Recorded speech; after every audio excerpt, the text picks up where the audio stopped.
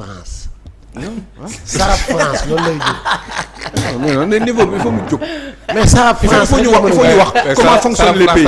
Sénégal nan lay fonctionner Sénégal lu muy dundee. non il faut ngeen xam Sénégal il faut ngeen xam Sénégal lu muy dundee. Aliou ñun on a envie de dire Sarab France ba pare jëfee ko. wax nañ ko mais dañ koy jëfee. dama ne xam nga dañu ne loolu la dañu ne. loolu lay jur impact bi dañu ne soxlawuñu France soxlawuñu FMI soxlawuñu AFD dafa am ñoo xam ne dañu ne ñoom ñëpp. waale woon na ñan ñoo wax loolu ñan ñoo wax loolu. ñan ñoo wax loolu. non Sonko en premier. non il n'a pas dit ça. non bu ma waxati man du ma wax lu amul. non wax xool xam nga dama nekk si télé bi yàgg naa wax saa yi. waaw wax man du ma wax lu amul. c'est-à-dire dama ne dañu ne soxlawuñu leen ressources yi ñu am fii ci réew mi rek doy nañu pour loolu. non defal nag soxlawuñu. non mu nee na FMI sax bu ñu félicité dégg ma Sonko ma yokkal ci moo ne FMI bu ñu félicité moom day lox. dëgg la il a raison il a raison waaye FMI non FMI bi nga ñëwee. da ngay moi félicité wu la de. non de non il faut que mu def la félicité. waaw dama la wax kooku tollu foofu. mooy mi ngi moytu FMI à un certain point. bi mu ñëwee def 2 semaines li mu njëkk a def mooy yónnee ay ministre de la République. Ce qui est logique. parce que foofu. oui foofu logique d'état moo am. je suis d'accord. la yónnee pour mu dem lijjanti ay mbirum Sénégal. merci parce que xam nga lu tax. di nga ko def par force. mais Aliou nag da ngay déglu nag.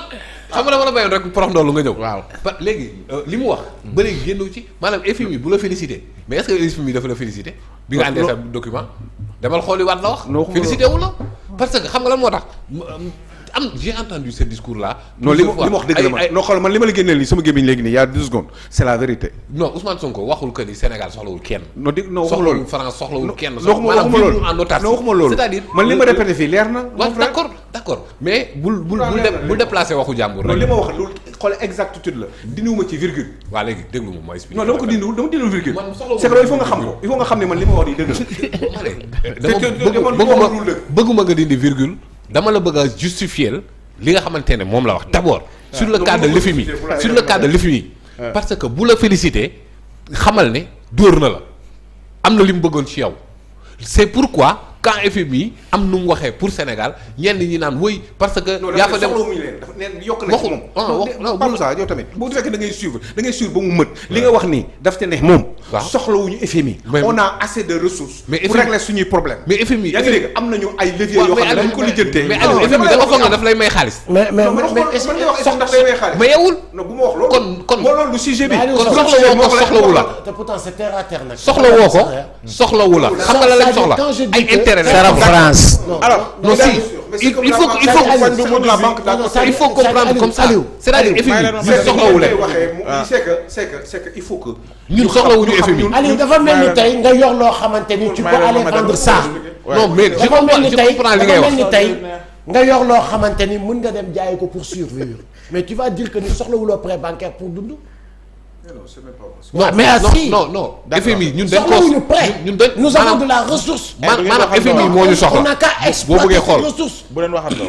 c'est-à-dire boo bëggee comprendre la philosophie de ce qu'il dit c'est-à-dire que ñun demuñu yalwaane ji ci FMI ci sur quoi que ce soit. yow Pape Moussa Youssou Ndour lan la woy moom sa parce que moom dafa am soxla ci ñun moom sa soxla bopp parce que dañoo am lu mu téye donc partenariat d'intérêt la. d'accord entre ñun ak FMI voilà justement foofu lay waxee c'est évident léegi nag wax ni évidence ou pas tey jii di Afrique bàyyi France bàyyi Afrique France mooy sombre mais pas Afrique. d'accord pas Moussa les pas Moussa parce que maa ngi lay invité mais waxal waxal géopolitique internationale li muy doxee. mais géopolitique yow boo xamee géopolitique ñun lan lañ jëlee France mainmise en Afrique. ñun lan lañ jëlee ci France. non la France a perdu sa mainmise en Afrique. le monde qui subit des mutations. dans ces mutations l'Afrique se positionne.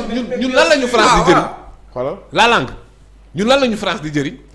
Préro Jacques ñun lan lañu France di jëriñ. Pesetus Bokara ñun lan lañu France jëriñ. France lan fan lay moom lan la ko Afrique di jëriñ. fu mu ko jëlee uranium bi lan la koy jëriñ moom France. pétrole bi ñu koy jëriñ. très bien joxoon ko da lay dama la bëgg a wax parce que yaa ngi français. dans ce partenariat non sur ce plateau là. cette France qui nous a piétiné. parce que tu es de nationalité française. ah ouais. ci plateau bi. cette France qui a assassiné. nangul pas de catalogue. da ngay nangu man li tax ma nangul la bi ngay wax boobu ba léegi. français la parce que tu dois défendre les intérêts de ton pays. bu coolee day dem France toog mais kii bu nekkoon kii du nekk président parce que il va gérer les intérêts français. non double nationalité exclusivement nationalité. ah ouais ah ouais. mais waay. daanaka ma dem waaw daanaka jégalu. mooy mooy actuellement président Daara. président Sénégal actuellement. daanaka mais il va se présenter en France. sur la question fi nga dëkk ngay présenté wu. des LGBT. maa ngi fii maa ngi fii. elle est claire. France la dëkk Sénégal. mais la défense la dëkk la mais défense. nekk français moo tax ma dëkk. tu as la nationalité française. la nationalité française. léegi yow fi for Mélenchon. moo tax man ma lay nangul de. bàyyi leen quand tu défends l'intérêt de ton pays. Pa Moussa demal Pa Moussa demal. kilifa daanaka madame. fi ma bëggoon a daale parce que dama ko dégg mu wax ko. il faut que ça soit clair. mooy ay question wu. monsieur LGBT nangam. fa laa jëm ñu déglu ko jox ma Ousmane Sonko ñu déglu li mu wax. mais Ousmane Sonko ngeen fi teg. ñu déglu suba ba tey mais doo leen wax ci enjeu yi. ñu déglu économie bi. mais à chaque fois bu ñu fatigué. ñu déglu ko. mais arrêtez un peu yi tamit. Le polygame au-dessus serait un hors la loi en France.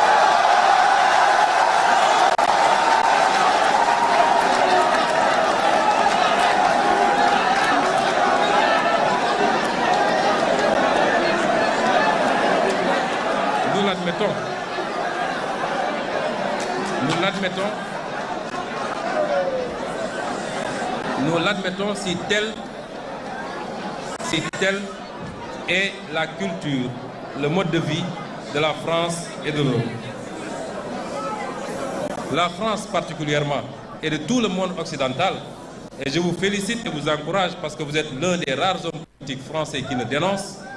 La France fait de la stigmatisation d'une religion, en l'occurrence musulmane, son exercice favori, au point d'interdire à des musulmanes de s'habiller comme elles l'entendent.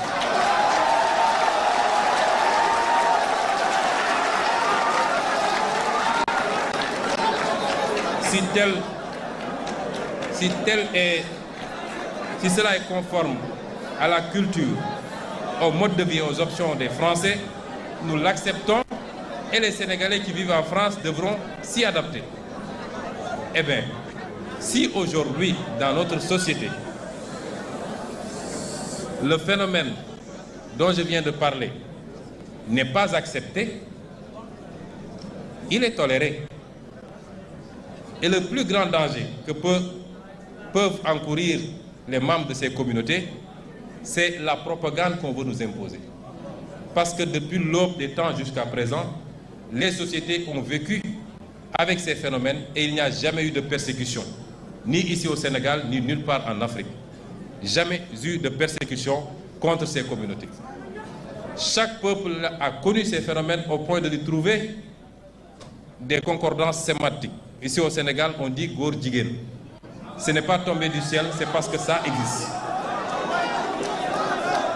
Mais nous l'avons géré et nous continuerons de le gérer à notre façon et selon nos réalités socioculturelles. Et c'est pourquoi nous disons que sur ces considérations, nous appelons le monde occidental à faire preuve pour une fois de retenue, de respect, de réciprocité et de tolérance. J'entends souvent, quand il y a des problèmes en France, les officiels disent c'est à notre mode de vie qu'on s'est attaqué. Quand il y a des kamikazes qui posent des bombes, ce que nous dénonçons tous et tout le temps, le discours c'est que ces illuminés s'attaquent à notre mode de vie. Eh bien, nous aussi, nous avons un mode de vie. Le mode de vie ne peut pas être uniforme et universel. Il doit souffrir de quelques exceptions, ça et là. Et c'est pourquoi je conclurai par dire que sur ce phénomène... xanaa doy na sëkk ci li mu wax nii ci wane nii Fala Bouddha. en fait li mu def dafa wax comme li Macky Sall waxoon. mooy. exactement la même chose la def sauf que ça fait quand même sourire. mais xam nga man lan laa bëgg man na bëgg. ça mën ngay provoquer quoi mais grave. non provoqué ma parce que Serigne Touba provoqué mais c'est que man dafa am yu ma jaaxal c'est que man lu ma wax dama koy waxaat sama àdduna man lu ma wax mu leer surtout je le dis en public c'est parce que loolu laa gëm su fekkee ne damaa juum aussi capable naa ñëw taxaw ne damaa juum ci lii la. ceegi Ousmane Sonko nee na daa juum. ah mais Ousmane Sonko dafa waxoon moom ñoom bu ñu ñëwee ci nguur gi ils vont criminaliser l'homosexualité waaw man léegi man qu'est-ce qui m'arrive wala boog man noppi croiser les bras ne léegi comme Sonko la rek lu mu def baax na comme les autres font parce que tout simplement ils doivent l'adorer en point mais moi je suis pas dans cet état d'esprit là man j'entendais Ousmane Sonko qui disait que ni ñoom bi ñuy ànd ak waa sàmm jikko yi ne ñoom bés bu ñu ñëwee ci nguur gi ils vont criminaliser l'homosexualité mais moom wax naa ko sànq mais il peut dire exactement la même chose ne ko kii Jean-Luc Mélenchon vous êtes bien gentil vous avez vraiment un bel état d'esprit on est la plupart du temps en phase avec vous pratiquement à 99% mais il y a un problème avec ce pourcentage qui reste le 1% là vous savez c'est quoi monsieur Mélenchon c'est que nous on a notre culture on déteste l'homosexualité il y a des associations que nous avons soutenues pendant que nous étions dans l'opposition et que effectivement Dieu a fait que nous sommes au pouvoir maintenant on va respecter exactement ce qui avait été convenu pendant qu'on faisait des manifestations contre l'homosexualité vous savez quoi monsieur Jean-Luc Mélenchon ce qu'on va faire eh ben on va criminaliser l'homosexualité parce que tout simplement on l'avait promis aux Sénégalais c'est ça qu'il faut dire comme vérité. On va le